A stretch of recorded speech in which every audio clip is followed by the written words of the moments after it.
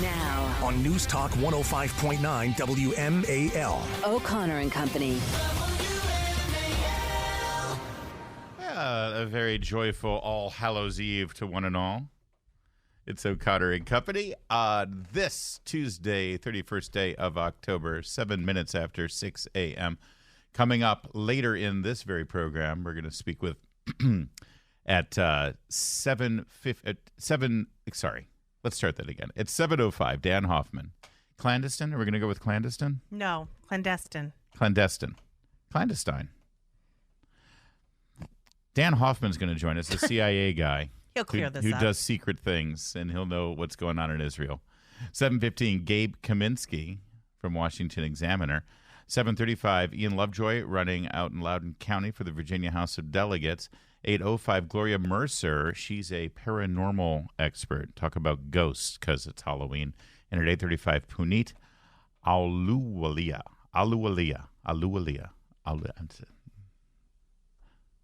Puneet's going to join us. She's nominee for Fairfax County Board of Supervisors. Awesome. That's Julie Gunlock. She brought no candy in this morning. I know, I'm sorry.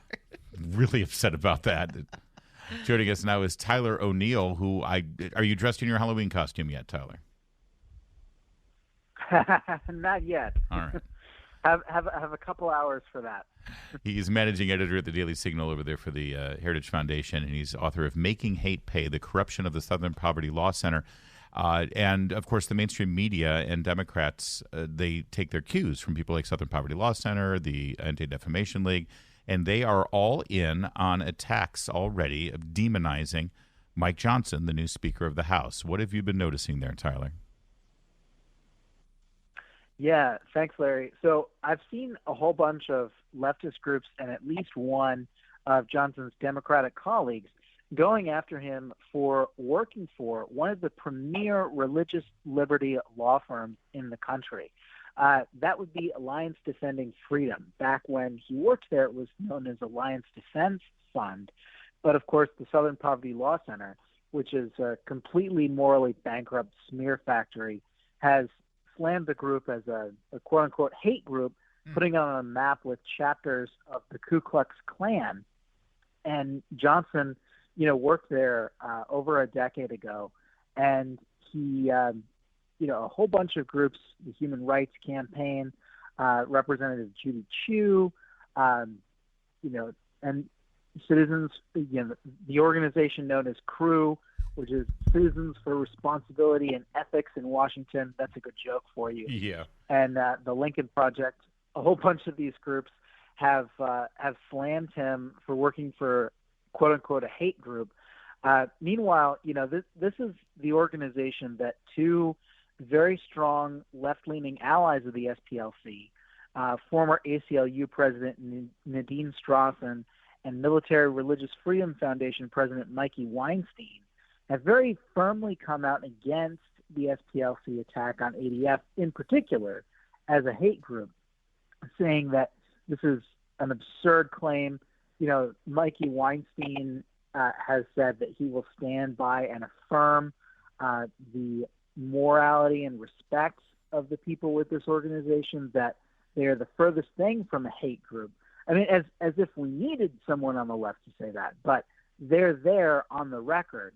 And so despite all of this, many groups on the left have rushed to demonize this man, a man known from what I've been seeing and hearing for his humility and his willingness to work with people.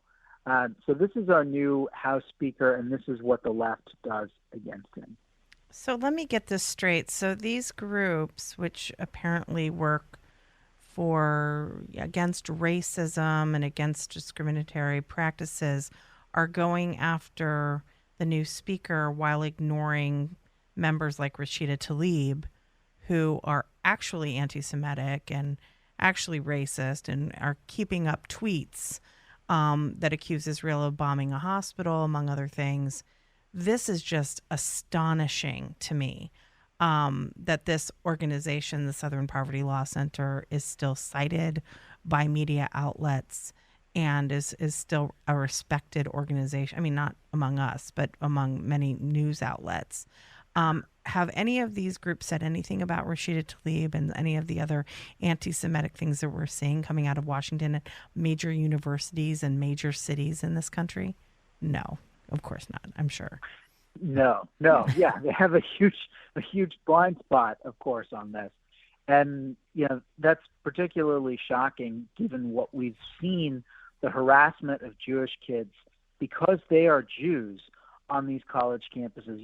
Something we would have expected perhaps in Nazi Germany, but to think of, in modern America where we've been told, and rightly so, again and again, never again, to see this kind of evil rearing its head and then not to be condemned. I mean, the Southern Poverty Law Center itself took 3 weeks to issue any sort of statement on the Hamas terrorism. And then when they did so, they falsely blamed Israel for targeting Palestinian civilians. Of course.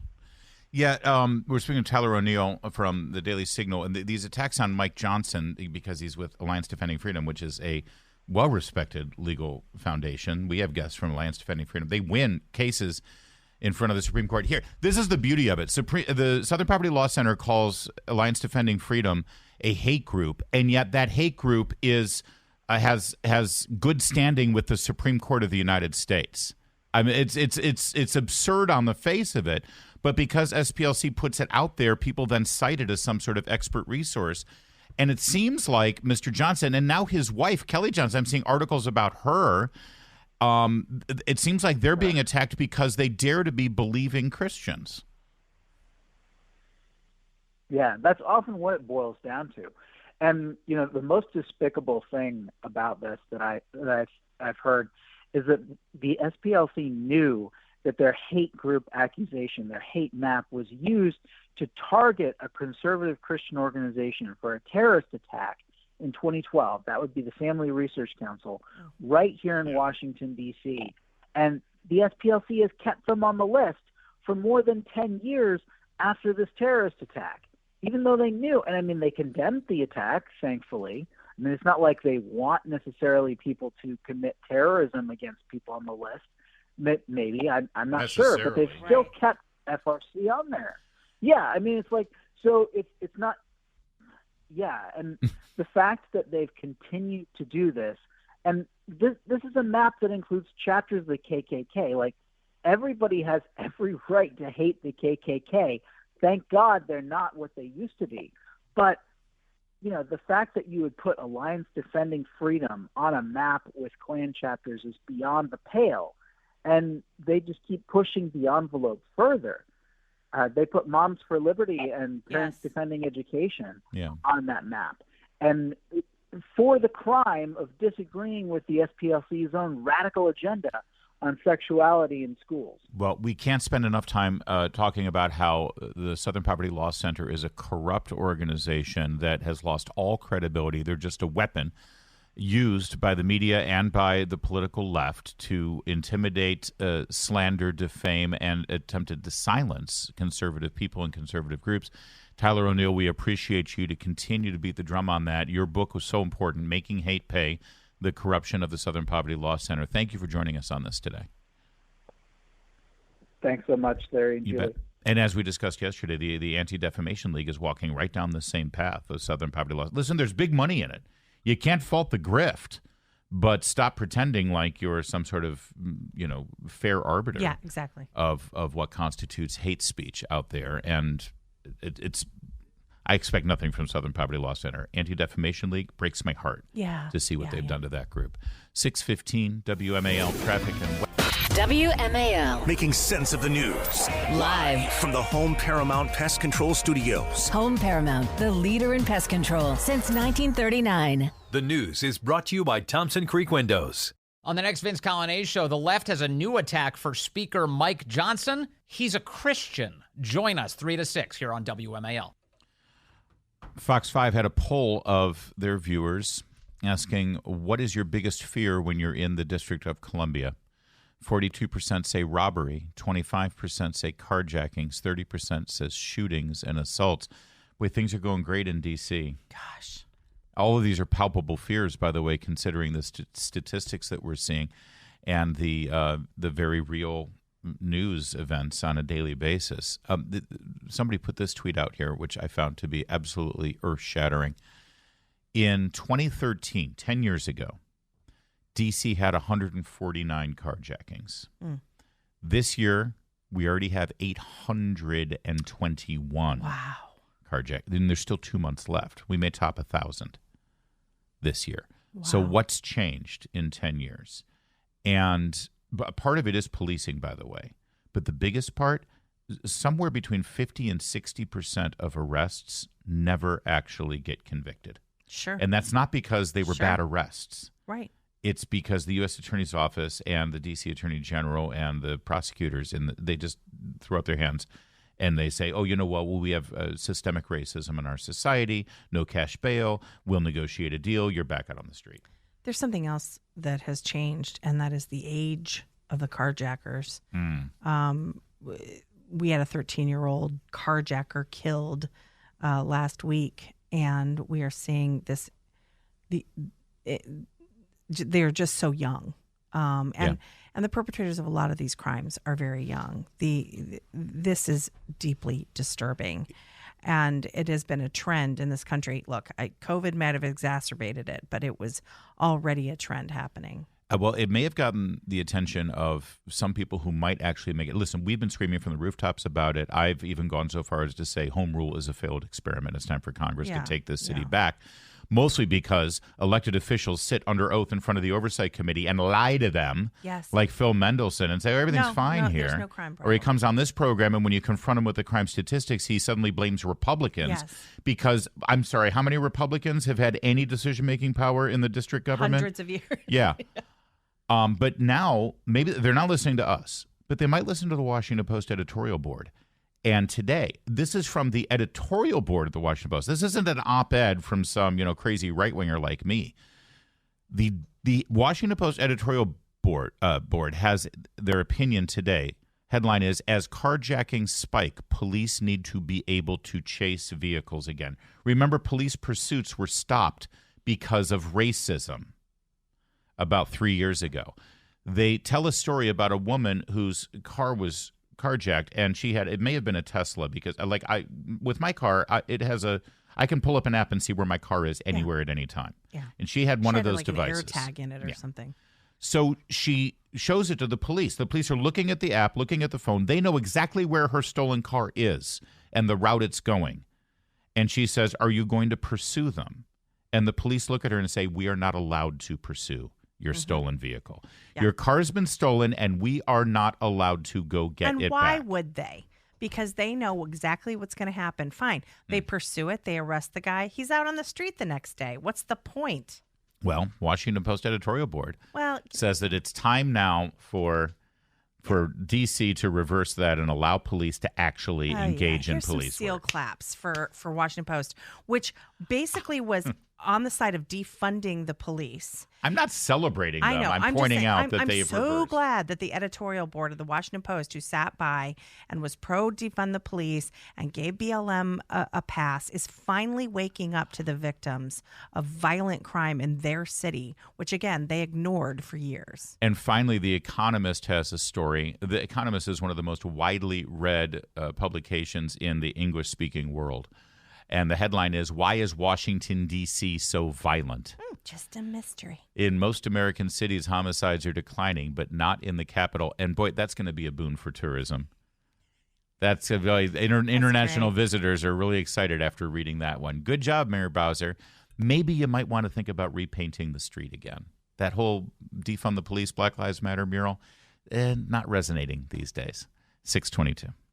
All right, let me just get you up to date here so your scorecard understands exactly who the people at Eventbrite are. You remember we talked about how Eventbrite canceled the offering ticketing for the Independent Women's Network woman who was doing the thing in Austin. Yes, let women speak. Let women speak. Right. And Eventbrite says no, women can't speak. Right. Riley Gaines doing events that are supporting protecting women's sports. Eventbrite says nope, can't do that. But if you're doing a pro-Hamas event, Eventbrite will go ahead and give you tickets for that.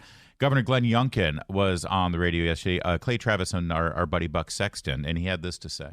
And the fact that, first of all, Eventbrite continues to carry events around Hamas is unbelievable. But then, on top of that, to proactively terminate an agreement with Riley is beyond belief. And to say that they are trying to protect some group in one and not the other, I think results in the kind of action that I've taken. And and that action that he's taken is that for his campaign and for any official business done through the governor's office, Eventbrite will not be used for any of the This is the way. We need to stop playing. You know, Riley's also been like, you know, young girls need to stop competing in these contests with men. I also want to point out Eventbrite is run by a woman. Ah, fascinating. Yeah. Well, now, when you say woman, you have to be more specific, because I just... Yes, well... Is she the kind of woman that if she goes to Gaza under the rule of the Hamas, she will be killed because she's a man pretending to be a woman, or she'll just be put in a burqa because she's a woman? Why not both? It's 6:30. WMAL-FM, Woodbridge, Washington, a Cumulus media station. Making sense of the news. News Talk 105.9. News. Oh. Now. On News Talk 105.9 WMAL. O'Connor and Company. It's a happy Halloween here on O'Connor and Company, 6:37. That's a great costume you've got on today, by the way, Julie Gunlock. It's fantastic. Good for you. Ridiculous. What am I dressed as, Larry? Don't say it. Don't even say it. I can tell your wheels are moving. She's not wearing a costume.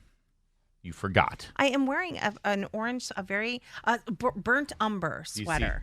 Burnt umber. Do you see how I'm dressed? My costume? Yeah. Just like a Muriel Bowser DC homeless person. It's very authentic. Coming up later in this program, we're loaded up for you. Coming up at 7:05, Dan Hoffman is a former CIA dude. Talk about what's going on in Israel. 7:15, Gabe Kaminsky of Washington Examiner. 7:35, Ian Lovejoy, candidate for House of Delegates. 8:05, Gloria Mercer. She's a paranormal person. She talks to ghosts. I can't wait. Okay. 8:35, Punit Aluwalia. She's running for Oh, gosh, I'm so sorry. It's Punit. Obviously, it's still early. I know. People understand. He is running for the Fairfax County Board of Supervisors. Yes. We got a lot of candidates. We now have to give him extra time. Yes, I think we do. Let's circle back now, if we could, to the latest anti-Semitic news in America. Oh, fun. You know, I remember growing up, I'm sure we've all done this. It's like, how did this whole Nazi thing happen? How was anti-Jewish hatred mainstreamed? Yep. What would I have done if I were there at the time? How did they kill those? How did people sit back and let this happen? Yeah. And it's so funny, during the Trump administration, you saw people of the left saying, this is how it happened. This is how it started. And all of us on the right were like, we are the furthest thing from fascists. We are the furthest thing from authoritarian. That's what you are. By definition, you guys are fascists. And by the way, also, no one ever seemed to sort of get a hold of the fact that you could say this horrible stuff about Trump and nothing happened. Right. That's not fascism. But meanwhile, we're seeing the real authoritarians, and we're seeing the kind of hateful ideas that they have manifest in the highest halls of academia, intellectual America. It's not just talk. It's hunting down Jews, as we saw in a Russian airport this week. So... Well, the president of Harvard has now announced that she's very concerned about growing anti-Semitism on her campus, which, by the way, we talked about 20 years ago. Right. Of course, we on the right. Right. The fact that, and this is why, by the way, the reason that she's concerned now is because Harvard graduates are getting fired from their jobs or not hired for jobs. No, Larry, it's even worse. It's because she's losing funding. And then there's that. People are pulling money out of their endowments. So the president of Harvard, Claudine Gay, now it should be really simple. You see anti-Semitism on your university campus, in the hallways where your professors are meeting and planning their curriculum, on your quadrangle with hateful speech and protests, in flyers coming from the organizations. Really simple. You see it for what it is and you say, this ends now. You conduct this kind of behavior, we will disassociate ourselves from you. That's how you do it. I know this because I've had to sit through DEI presentations from my corporation on a quarterly basis, and they explain how there's zero tolerance for intolerance. So, and by the way, those kind of presentations were dreamed up by people like Claudine Gay, the president of Harvard. So I know she knows what zero tolerance is. So all she has to do is, what did she do instead, though, Julie? She's created an advisory council. Oh, that'll do it. There's now an advisory council to evaluate the anti-Semitism. This is what they at do. Harvard. Yeah. By the way, Claudine Gay, Harvard president, and many other Ivy presidents have been sort of silent, as people have said, that people like Ben Shapiro or Michael Knowles or other people going to campus and giving talks is actual violence. Right, exactly. And have sat back and allowed these people to be, told to get off the campus. Yeah. They weren't worried about that kind of fascism. When we last checked in with Karine Jean-Pierre speaking on behalf of the Biden administration, she deflected any questions about growing anti-Semitism, pivoted, and immediately said that it was really about anti-Muslim hate crimes. Right. Islamophobia. Right. Well, she, of course, has sort of reevaluated that, and now she recognizes what's going on. Yesterday, Peter Doocy asked her about this and the president's opinion about whether what she's seeing, what we're all seeing, is extremism or not. Get a load of this answer. Apparently, all the anti-Semitism in the media, in the powerful positions of the Democratic Party, from professors and intellectuals in academia, guess whose fault it is? It's Donald Trump's fault. We knew this was coming. Well, he's very influential with Harvard professors. Here, watch. Does Biden think the anti-Israel protesters in this country are extremists? What I can say is what we've been very clear about this. When it comes to anti-Semitism, there is no place. We have to make sure that we speak against it very loud and be very clear about that. Remember, what the president decided when the president decided to run for president is what he saw in Charlottesville in 2017, when he saw neo-Nazis marching down the streets of Charlottesville with vile anti-Semitic just hatred. And he was very clear then, and he's very clear now. He's taken actions against this over the past 2 years, and he's continued to be clear. There is no place for this type of vile and despite this kind of it. So she's asked about the anti-Semitism we're seeing in America right now, and she says, yeah, it's all because of Charlottesville and Donald Trump. There's more of this answer in a moment. It gets even worse, actually. And for some reason, she can't. The question was, does the president think this is extremism? It's simple. It's simple. And she won't answer. She won't answer. By the way, one other thing here at Karine Jean-Pierre, referencing Charlottesville and Trump and everything when asked about the extremism and anti-Semitism we're seeing at Harvard and within Cori Bush and Rashida Tlaib, because they follow what Trump says, right? Yeah. She was reading from her binder, from her notes. Completely. So this was prepared. It was like, hey, if they ask you about anti-Semitism, just remind everyone of Charlottesville. Right, which was widely condemned. Right. Nobody by President Trump, by the way. Right. Nobody. I mean, unlike Rashida Tlaib, who's literally defending the people who raped and murdered people. Yeah. I mean, the and idea. Blood libel, the lie about the hospital is still up there in Rashida Tlaib's name. Rhetoric. And we hear you guys, though, talk about extremists all the time. It is usually about MAGA extremists. So what about these protesters who are making Jewish students feel unsafe on college campuses? Are they extremists? I've been very, very clear. We are calling out any form of hate. Any form of hate. Are they extremists? It is not acceptable. It should not be. So he's making a great point. You label people who support Donald Trump, Catholic dads, parents, as extremists. Yes, traditional Catholics. They're extremists. Right. Will you call these people extremists? Throw around that word. Right. So blithely. And they won't throw it around here. And acceptable. She keeps repeating the same thing. We condemn hate. Why is it so hard to say someone who supports rapists and murderers are extremists. I'll Why tell is you this why. hard? I'll tell you why. I know. Because they're within their own ranks. These are his voters. These are his supporters. voters. And he's desperate. They're his supporters. Yep. He knows that he needs activists on student college campuses to come out for him. This is the Democrat Party. And by the way, everyone, Rashida Tlaib, she's an outlier. Rashida Tlaib is used for fundraising all the time for the 100%. Democratic Party. Ilhan Omar, Alexandria Ocasio-Cortez, they put their faces on their fundraisers. They are the celebrities. That's right. And so if he calls them extremists, and so there's that. But then there's this.